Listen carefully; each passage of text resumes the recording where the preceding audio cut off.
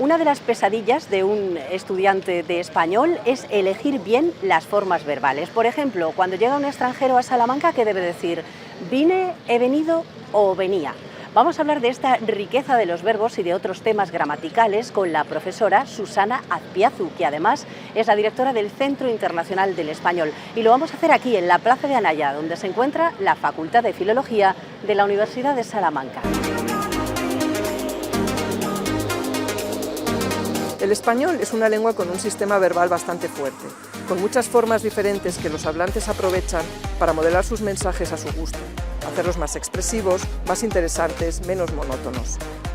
A veces oímos que alguien usa una forma temporal de una manera que no nos parece la normal y tendemos a censurarlo, pero hay que ser muy cauteloso con eso. Que no sea una expresión común o regular o normal para nosotros no significa que no sea correcta gramaticalmente. Hay que entender que, sin salirnos de lo correcto, somos capaces de hacer con la lengua muchas más cosas de las que creemos.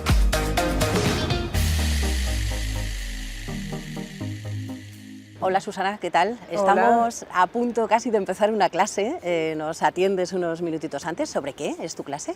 Pues mi clase es sobre gramática para la enseñanza del español, o sea, qué gramática hay que enseñar a los estudiantes de español como lengua extranjera. Eso tan necesario para el que se enfrenta a una clase y dice, ¿por dónde empiezo? ¿No? ¿Cómo tengo que, por ejemplo, hablarles del pasado, que es uno de los temas que nos va a interesar a lo largo de esta conversación? Antes de ello, sí quiero contarles a los espectadores que, además de profesora aquí en la Facultad de Filología, diriges ahora el Centro Internacional del Español, que está en el antiguo Banco de España y que pretende divulgar, sobre todo difundir, estar a la última en lo que sea la enseñanza del español, pero también todo lo que tiene que ver con la investigación. Digamos que aquí en Salamanca hay varias patas de lo que es el español, ¿no? Y una de ellas es el centro. El CIE, sí. A ver, el CIE está un poco pensado como un centro, como su propio nombre indica, para el fomento de la investigación en la lengua española, tanto en los aspectos lingüísticos como en las facetas de la lingüística aplicada, entre las cuales pues, quizá la más importante es la de la enseñanza del español. Entonces, este foco que en una ciudad como Salamanca es fundamental, pues por la tradición que tiene, de alguna manera el CIE lo realza e intenta potenciarlo, pero no solo, insisto, el CIE tiene como objetivo un poco todo el fomento de la investigación y el desarrollo y también la visibilización de la investigación en español en general. Aquí en la facultad se enseñan los que serán futuros profesores de lengua y de literatura o profesores de español para extranjeros. En cursos internacionales se enseña a los extranjeros. Exacto. Y en el CIE se hace esta tarea de la que ahora nos hablabas. Bueno, pero hoy nos hemos puesto nostálgicos, vamos a hablar del pasado. Sí. Y es verdad que el pasado tiene en el indicativo, seguro que ahora quienes nos ven desde casa están empezando a recordar lo que aprendieron en su día y a lo mejor si no se dedican a la lengua ni se han parado a pensar en ello. Hay muchas maneras de decir, o sea, vine, venía, he venido, ¿no? El pretérito indefinido lo hemos llamado toda la vida, ahora se dice pretérito perfecto simple, frente al pretérito perfecto compuesto, ¿no? Sí. Bueno, esta terminología tampoco es nueva, lo que pasa es que es verdad que durante mucho tiempo ha habido mucha confusión y la academia, en la nueva gramática del 2009, pues de alguna manera ya sentó cátedra y dijo, bueno, vamos a poner orden en este caos terminológico y a la forma canté la vamos a denominar pretérito perfecto simple, que es un nombre que ya se utilizaba antes también, en oposición al compuesto que es cantado. El término indefinido, que es verdad que se popularizó mucho en España, y que además es el que ha arraigado más en las gramáticas y en las metodologías de enseñanza a extranjeros, en España sobre todo, es un término que, bien pensado, es bastante incoherente. Es verdad. No tiene mucho sentido, nadie sabe por qué canté es indefinido, y de hecho es que cuando uno lo estudia un poco, bueno, no vamos a entrar aquí en tecnicismos, pero es que realmente es lo contrario, es un término definido, y el que es indefinido en realidad es el compuesto, en muchos aspectos. Es una terminología que, bueno, los que saben de esto, los historiógrafos se lo saben mejor, pero probablemente fue producto de una confusión con la gramática francesa, donde ellos utilizaban esta terminología a veces para una forma y a veces para la otra. Y bueno, así que tiene más lógica llamarlo pretérito perfecto simple, que yo canté, que es una descripción de la forma. Compuesto, he cantado. Exacto. De todas formas, para no liarnos, yo por ejemplo a mis alumnos siempre les digo que la mejor manera de referirse a los tiempos, también en clases de español, es no entrar en líos con la terminología y utilizar la forma de hablar de canté, he cantado y cantaba, porque eso es inequívoco, ahí ya está claro de qué estamos hablando y no tenemos que andar pues poniendo etiquetas que muchas veces no tienen mucho sentido. Claro, se pierden, no son los estudiantes se pierden, claro. ¿no? Quieren saber de qué les estás hablando, no tienen que Exacto. pararse a pensar, como nos pasa a todos cuando aprendemos otra lengua, cómo se llama de verdad sí, ese que además tiempo tampoco verbal, ¿no? tiene importancia Exacto. el nombre, lo que importa es la forma y cómo se usa, ¿no? Claro, pero ya has mencionado otro tiempo del pasado, que es el pretérito imperfecto, cantaba. Cantaba. Que yo digo, este nombre a mí tampoco me gusta, o sea, siempre me ha resultado un poco raro que lo llamemos imperfecto cuando realmente es tan bonito y sirve para tantas cosas, Sí. ¿no? El imperfecto nos habla más bien de una descripción, o cuéntanos, ¿para qué lo usamos? Sí, bueno, respecto al nombre del imperfecto, en realidad también estos nombres, tanto perfecto como imperfecto, vienen un poco de la terminología de las gramáticas latinas y responden más a sus valores aspectuales, o sea, no tanto al tiempo al que se refieren, sino al aspecto que puede ser perfectivo o imperfectivo. Pero bueno, eso no nos interesa tanto. El imperfecto es una forma interesante en español, pero también complicada de enseñar porque es precisamente la que no existe en muchas otras lenguas. O sea, las lenguas o muchas otras lenguas cuando hablan del pasado pues tienen una forma simple, que es la equivalente a canté, pero no tienen cantaba, y entonces esto siempre produce confusión. Y el problema de cantaba es que habla de algo del pasado, pero de una manera un poco especial, porque no es simplemente fijar algo que sucedió en el pasado, sino describirlo, como dices, o sobre todo hablar de que algo sucede simultáneamente a otra cosa que está en el pasado. O sea, siempre necesita como un punto de referencia para poder ser utilizado. Claro, y como que tiene más duración también. Claro, y tiene esta idea de duración, de simultaneidad a algo, claro.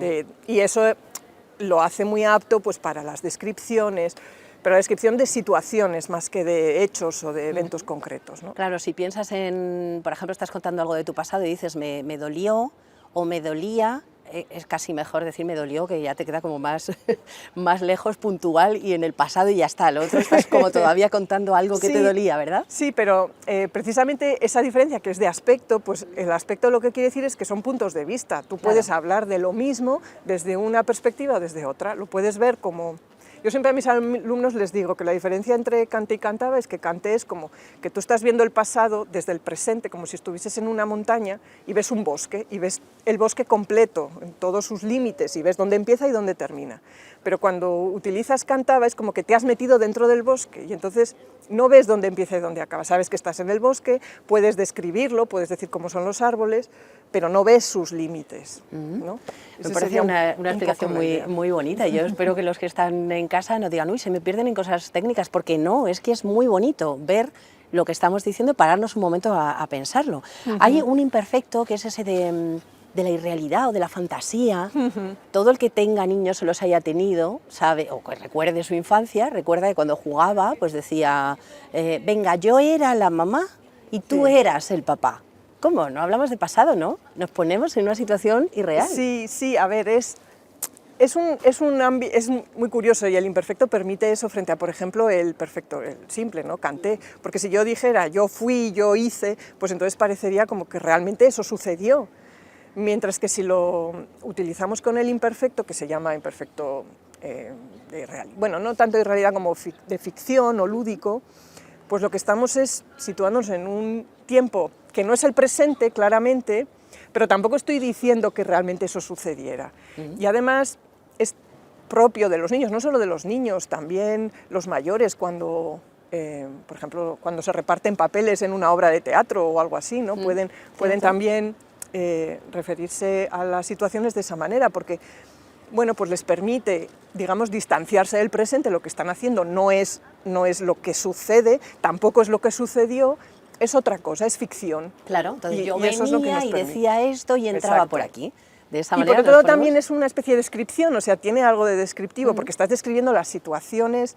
Realmente cuando se utiliza ese imperfecto es para describir la situación previa en la que se tiene que dar el juego. O sea, estamos poniendo las premisas, las condiciones dentro de las cuales se va a dar pues esa interpretación o el juego que hagan los niños, esa ¿no? irrealidad. Claro. Bueno, me gusta también mucho el pretérito perfecto, que es complicado, el pretérito perfecto compuesto. Es complicado para los que aprenden español, porque claro, yo he ido, yo he venido, yo he hecho, yo he estudiado, pero luego, por ejemplo, los medios de comunicación tendemos a poner un presente. Por ejemplo, el alcalde esta mañana nos ha presentado lo que sea, y nosotros tenemos que decir, el alcalde presenta una nueva iniciativa. Sí. Lo usamos menos, ¿no?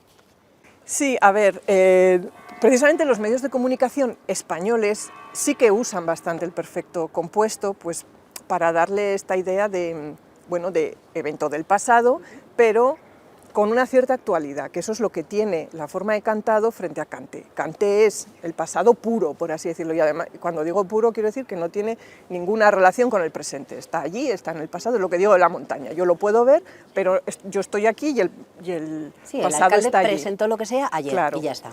Cuando utilizo el perfecto compuesto, la forma de cantado, de alguna manera el evento está en el pasado, pero yo lo vinculo de alguna manera a mi presente. Y eso es una manera algo subjetiva.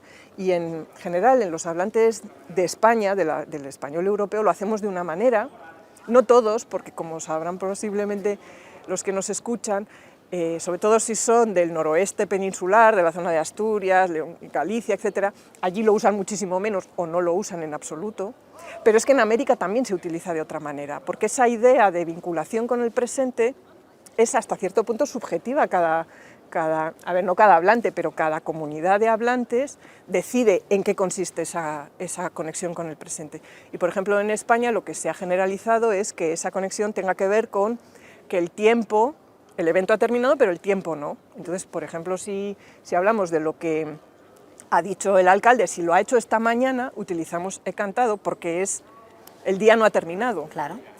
Si lo dijo ayer, entonces sí, porque ayer ya no es hoy. Ese periodo. Entonces, eso es un criterio que los hablantes de español de España manejamos bastante bien, pero desde luego en América no existe. Eso en América no, y en el norte, como bien nos decías, tampoco es común. Pero no quiere decir que no lo utilicen. En América sí se utiliza, pero se utiliza más en un sentido, por ejemplo, el otro uso muy propio de la forma de cantado, que es nunca he hecho esto, o nunca he estado en París, por ejemplo, ¿no?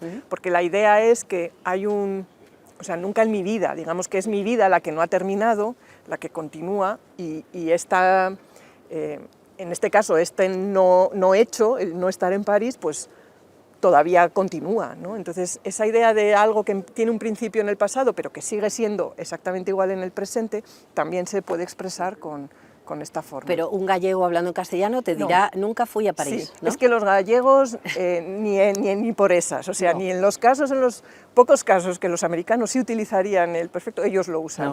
Para ellos son formas que no existen directamente. Cuando hablamos de antepresente, que es otra manera de llamarlo, estamos hablando de lo mismo, ¿no? Sí. El pretérito perfecto compuesto. Exacto, sí, esa es la terminología que utilizó Bello, que es este gramático venezolano del siglo XIX, que hizo una descripción de los tiempos verbales de indicativo y subjuntivo, pero sobre todo es muy válida para los de indicativo, maravillosa, porque le dio, digamos que él se dio cuenta del problema del que hemos hablado al principio, de la terminología, que es opaca, que no te describe lo que hacen las formas, entonces decidió cambiar todos los nombres y que en la forma del nombre del tiempo se describa la función del tiempo, o sea, ya sepamos a qué se está refiriendo. Por eso le dio ese nombre, ¿no? Claro, entonces cuando dice antepresente quiere decir que es algo anterior pero vinculado al presente. Algo anterior pero poquito anterior, ¿no? Antepresente. Exacto. ¿En Salamanca se usa de alguna manera especial el pretérito perfecto? Sí. Porque creo que lo has estudiado, ¿no? Sí, en Salamanca, y a mí esto es una cosa que me llamó mucho la atención. Bueno, cuando yo llegué a Salamanca desde el norte... Tú eres del norte, eres de San Sebastián. Lo primero que me llamó la atención es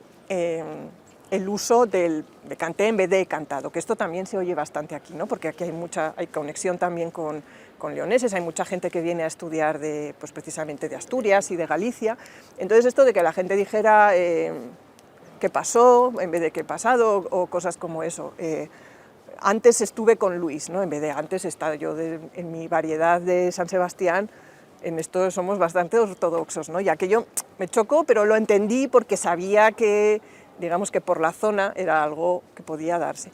Pero al cabo de los años, y sobre todo cuando empecé a conocer a más gente de Salamanca, me llamó la atención que estos hablantes, muchos de ellos hacen justo lo contrario, o sea, utilizan mucho más he cantado que cante, o en situaciones en las que yo jamás hubiera pensado que se podría utilizar. Y se oyen cosas como, el otro día me he encontrado con Luisa y me ha contado, etcétera, etcétera, ¿no? O sea, claro, donde yo hubiera utilizado siempre, canté y tal, ¿no? Entonces, ¿por qué estos hablantes, o sea, cuál es la razón por la que emplean una forma que está vinculada al presente cuando están hablando de algo que no tiene ninguna vinculación? ¿Le encuentras alguna razón de ser a eso? Yo creo que tiene que ver, después de haberlo visto, luego descubrí que no es una cosa que pasa solo en Salamanca, está también bastante descrito en la zona de Madrid, posiblemente más al norte, en Cantabria también, pasa en algunas zonas de América, aunque quizá allí el origen es un poco distinto. Yo creo que tiene que ver, pasa mucho cuando los hablantes están contando anécdotas, y es un poco una manera de acercarlas al presente. Es igual que cuando utilizamos el presente para contar cosas que nos pasaron ayer, ¿no? Pues el otro día veo a Luis y me dice tal, ¿no? Pues algo parecido. Lo traes un poco para acá. Exacto, al presente. Lo haces más actual, un poco más interesante. Te quiero preguntar, Susana, por el habla que utilizamos los periodistas, por las expresiones que utilizamos también en el pasado. Hay un condicional, habría, serían, que utilizamos mucho en las crónicas, y que no sé si es correcto y que no sé si tiene alguna razón de ser, y a ver qué opinas tú como experta, ¿no? Esto de ha habido un accidente, no sabemos realmente si hay un número determinado de muertos o no en ese accidente, y entonces oímos cosas como habría 3 muertos. ¿Los hay o no los hay? ¿Esto cómo lo ves? A ver, es que justo el condicional es la otra forma interesante del sistema verbal en español, junto con el imperfecto, porque es muy versátil. O sea, son dos formas que se pueden utilizar para muchas cosas, y normalmente pensamos que el condicional lo usamos pues, para hablar de cosas irreales, ¿no? En las condiciones irreales, pues si yo fuera tú no haría esto, este tipo de expresiones. O a veces para la cortesía, ¿no? Querría que me dijeras esto. Vale, estos son usos, digamos, los más estándares, los más extendidos, pero es que el condicional, digamos, bueno, tiene otro uso, también temporal, que es como para hablar del futuro, pero desde el pasado. Por ejemplo, me dijo que vendría hoy. Ahí no hay nada de irreal, lo que hay es simplemente que está hablando de algo que va a pasar después de que me lo dijera. O sea, me lo dijo en el pasado, pero iba a suceder más tarde. Y pero para eso se utiliza el ninguna de estas cosas que estás contando encajan con esto que... Pero esto otro se parece, es una cosa, no es ni una cosa ni la otra. Se parece en parte más a lo irreal, pero no es irreal. Lo que se hace en ese caso es establecer una distancia con el presente, o sea, con lo actual. Es lo que se llama, bueno, a esto se le llama el condicional periodístico, precisamente porque es muy propio de los medios, o evidencial. Y la idea es que los hablantes, los periodistas sobre todo lo emplean cuando se quieren distanciar de lo que están diciendo, porque no se quieren comprometer 100% con la veracidad de lo que dicen. Pues porque a lo mejor no es información de primera mano, es algo que le han oído, les han dicho, pero ellos no lo han comprobado. Claro, y entonces el que lo oye ya dice, bueno, cuidado, claro, no se sabe, claro, seguro. No es, exacto, esa es como una prevención. Tú no nos echas la bronca, ¿no? Pues. No, para nada, es una cosa... No, es muy normal, por ejemplo en francés se hace mucho, el español posiblemente lo haya tomado un poco de moda como el francés, pero bueno, es un recurso que está allí, el condicional permite ese distanciamiento con la realidad, que lo hacemos cuando lo utilizamos como irreal, y en este caso también, y yo creo que incluso, no sé, eso lo sabréis mejor los periodistas, pero yo creo que incluso es muy útil, porque sirve un poco para guardarse las espaldas, ¿no? Para decir, bueno, yo digo esto, pero claro, a lo mejor no es verdad del todo. Que entre dentro de la norma, da la impresión de que tú lo estás utilizando mal y que no debes hacerlo, o sea... A ver, quizá no conviene abusar de él, porque hasta cierto punto también se espera del periodista que lo sepa con certeza. Sepa las cosas, claro. Y que no esté siempre en este limbo de conocimiento, ¿no? Bueno, pero me parece muy interesante también que desde ese punto de vista los expertos tampoco estén todo el día quejándose de lo mal que se emplea la lengua. A ver, para los lingüistas lo contrario, nos interesa mucho ver cómo los hablantes recurren a las formas, ¿no? y las utilizan de maneras que igual no son siempre las más esperables, pero que tienen su coherencia, ¿no? Bueno, como no tenemos mucho tiempo, hay otra cosa que te quiero preguntar, que no quiero que se me olvide, porque también has trabajado mucho en ello, y es, tú hablas de por qué el español es una lengua nominalizante. que esto ya el que está en casa Bueno. puede entender de qué hablamos, es, hacemos nombres con una facilidad, hacemos sustantivos bastante Bueno, fácilmente, ¿no? En realidad es un poco lo contrario. A ver, este fue el tema de mi tesis, ¿no? ¿Ah, sí? Y lo que yo defendía era más bien lo contrario, que el español no es una lengua tan nominalizante como otras. A mí me del da la entorno. impresión, así, a simple vista, de que sí es muy nominalizante porque tú dices, pues de correr, corredor. Sí, y sí, de pero bueno, eso es algo... ensamblar, ensamblaje, ¿no? Sí, o sí. sea, hay Sí, sí, bueno, terminaciones. pero eso hasta cierto punto es un procedimiento muy común en todas las lenguas. A lo que yo me refería sobre todo es, bueno, como hemos visto en la conversación anterior, lo que tiene muy fuerte el español es el sistema verbal, Sí, donde hay claro. muchas formas. El sistema nominal, bueno, pues bien, tiene sus sufijos para formar nombres de verbos y cosas así, pero no tanto. tiene tantísimo rendimiento como lo tienen otras lenguas. Y sin embargo, pues lenguas, por ejemplo, como el inglés, o si pensamos en el inglés, por ejemplo, pues vemos que el inglés con un mismo lexema hace sustantivos y verbos. O sea, la misma palabra, love, por ejemplo, sirve para querer y para el amor, ¿no? O sea, son las dos cosas. No necesita No ponerle necesita nada. ni siquiera ponerle sufijos ni nada para convertirlo en otra cosa. O puede construir compuestos nominales mucho más fácilmente que el español, ¿no? O sea, pone dos lexemas y eso ya es una Y ya palabra está, nueva. con eso El lo español arregla. no es tan versátil con eso. Claro, el A español lo veces, que tiene son muchos sufijos para hacer esto. sí, se hace con medio de sufijos, bueno, que está bien también, pero lo interesante sobre todo, lo que yo miraba un poco era en qué casos el español intentaba ser más nominal. Y suele ser en ciertos contextos muy determinados, donde no interesa tanto dar información que suelen dar los verbos. Por ejemplo, con un verbo tú tienes mucha información del tipo quién hace y cuándo, ¿no? Lo que hemos estado hablando, los Claro. tiempos y sobre todo la persona. Eso con el nombre desaparece. No tienes información en principio de quién hace algo. Si tú dices destrucción, eso es una palabra abstracta. No sabes quién destruye, a no ser que le des luego la información, y no sabes cuándo sucede. Entonces, es interesante utilizar ese recurso cuando no te interesa dar una información muy concreta o cuando te interesa ser más abstracto, por ejemplo, en el lenguaje científico, muchas veces en el lenguaje jurídico, el lenguaje a veces de los políticos, Seguro. cuando no les interesa Cuando hablamos de no ser concretar conciso, demasiado. Entonces, mantienes el mensaje un poco como en ese limbo donde no se sabe muy bien quién hace qué ni cuándo lo ha hecho, ¿no? Y a veces pues también es un recurso que los hablantes emplean. Vamos a llevar a cabo una acción. Exacto. Y ya veremos. Exacto. Y queda todo como mucho más abstracto, más difuso, menos definido, Menos que si concreto. dices exactamente cuándo va a pasar y quién lo va a hacer. Bueno, pues muy interesante. Yo creo que todos los que nos están escuchando en este momento pueden pararse un poquitín a pensar en estas cosas, porque es muy rico darle una vuelta así al lenguaje y darnos cuenta de las cosas que hacemos automáticamente y que están ahí en la cabeza y salen porque sí.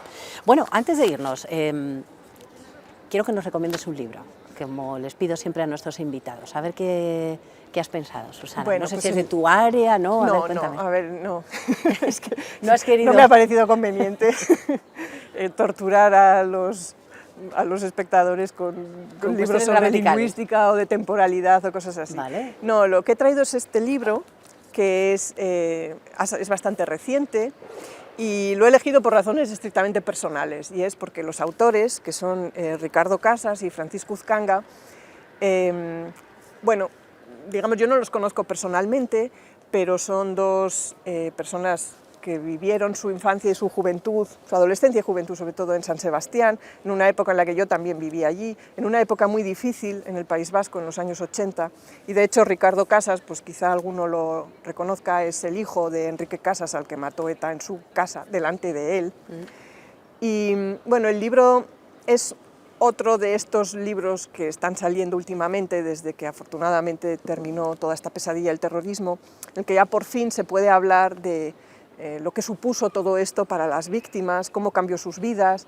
Incluso Francisco Uzcanga, aunque él, digamos, no fue una víctima directa, sí lo fue de manera indirecta porque su padre, que era empresario, tuvo que salir del País Vasco porque recibió la extorsión Así que es de ETA, ¿no? un libro, diríamos, de los necesarios, ¿no? Sí, para además mirar da lo la que pasó. casualidad de que los dos estudiaron en el mismo colegio que en los que yo estudiaba, de hecho eran compañeros de mi hermana, iban a su misma clase, o sea, hay una Te especie toca de... doblemente, me ¿no? toca mucho. El mundo que ellos describen, que se describe en este mundo, es un mundo que conozco muy bien, tanto la parte escolar como la descripción de la ciudad, de sus vivencias después. Uno de ellos se fue a vivir a Alemania, donde yo también he estado bastante tiempo. Entonces, bueno, digamos Lo que... sientes cercano, ¿no? Lo Seguro siento cercano que... y además, digamos que da ese toque que yo creo que es tan necesario, sobre todo, yo siento que es necesario para los vascos, que nos haga recordar hasta qué punto muchas veces no fuimos suficientemente activos en este momento, ¿no? Qué interesante ese punto de vista, Sí. seguro que no solo para los vascos, los que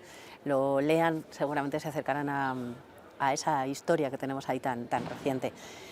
Bueno, y antes de marcharnos, dos cositas muy rápidas, porque se me acaba el tiempo Vale. como siempre. Una es, ya te decía, que trajeras pensada y Sí. escrita, creo que la tienes ahí, una palabra que vamos a destruir en esta novedad que tenemos este año en el programa, que es, oye, hay palabras que no nos gustan y hemos decidido visualmente triturarlas. Entonces tienes ahí una trituradora, Sí. te voy a pedir que cojas, todo es bastante manual, como ves, y tienes la palabra escrita, ¿no? No sé cuál es, no me la has dicho todavía, ¿cuál es? Bueno, no es una palabra, es una expresión, es zona de confort. Zona de confort, uy, qué bien, qué A ganas ver, de destruirla. Sí, no sé, es una expresión, si te soy sincera, no sé muy bien por qué me molesta tanto, A mí pero no me me gusta molesta tampoco. mucho cuando la gente, me parece un poco ridícula en sí misma esta traducción del inglés, y por otro lado el concepto tampoco me gusta, o sea, me parece... El concepto de salir de la zona de confort, Sí, ¿no? el concepto, Ok. no, al revés, de vivir. O sea, no creo que nadie viva realmente en una zona de confort. No creo que sea una zona, no creo que sea confortable y si hay alguien que está allí, mal. Claro, sí, No es verdad. sé, El que esté ahí, mal, pero también sí. esa idea de salir de la zona de confort, es que es raro. Sí, o sea, toda la expresión Sí, a mí no me me gusta resulta tampoco. extraña y un poco como cursi, no sé. Hay algo que me irrita bastante en esta Pues expresión. nada, venga, así la que irritación a que la la voy caja. a La zona de confort, ahí la vemos, triturada, desaparecer. y ya cuanto Qué menos bien. utilicemos esa expresión, mejor. Bueno, yo tengo aquí para guardar en la caja de las expresiones y las palabras bonitas lo que tú me traigas hoy. A ver. Bueno, ¿qué la me palabra traes? que te traigo tampoco tiene nada que ver con lo que hemos hablado. Es una Bueno. palabra que he conocido yo hace poco, que es carbunclo. Carbunclo, Carbunclo. sí. ¿Carbunclo qué es? A ver, se utiliza para hablar del rubí, pero carbunclo es, etimológicamente es carbúnculo, o sea, un carbón pequeño en latín, ¿no? A ver, es una palabra que yo aprendí, que he aprendido recientemente escuchando a Sheila Blanco, no sé si la conoces. Dio precisamente un recital en el CIE a finales de junio sobre Las mujeres del 27, las mujeres ¿no? del 27, las poetas, y una de las canciones que ella cantó, que era sobre un poema de Elizabeth Mulder, que se llama Roja toda roja, utiliza esta palabra en el contexto de fuego. De hecho lo pone en una sucesión con... Sí. Conozco la canción. Llama carbunclo, ¿no? Fuego Pero no llama había carbunclo reparado o en la algo así. palabra, Sí, sí. carbunclo. A mí me llamó la atención porque no la conocía. Me gusta mucho el sonido, me parece Sí, muy es sonora. preciosa. Y bueno, el significado es en realidad pues un carbón pequeño, o sea, una brasa de un carbón pequeño. Pues ahí la dejamos, carbunclo. Además, Sheila Blanco, que pasó por este programa, hablamos de sus canciones de las poetas del 27 y mencionamos precisamente ese poema. Sí, es un poema espectacular, en el la programa. verdad. Así que lo repasaremos porque yo no había reparado realmente en la palabra. Muchísimas gracias por venir, Susana. Gracias a Te ti, dejamos que Ana. te vayas a clase, que no llegas. Gracias por pasar este poco de fresquito aquí en la Plaza de Anaya y por ayudarnos a detenernos un poquito en el español, que es una lengua tan rica y tan bonita. Gracias, Pues Susana. encantada. Gracias a ti, Ana. Y nosotros nos vamos la próxima semana, más lengua desatada.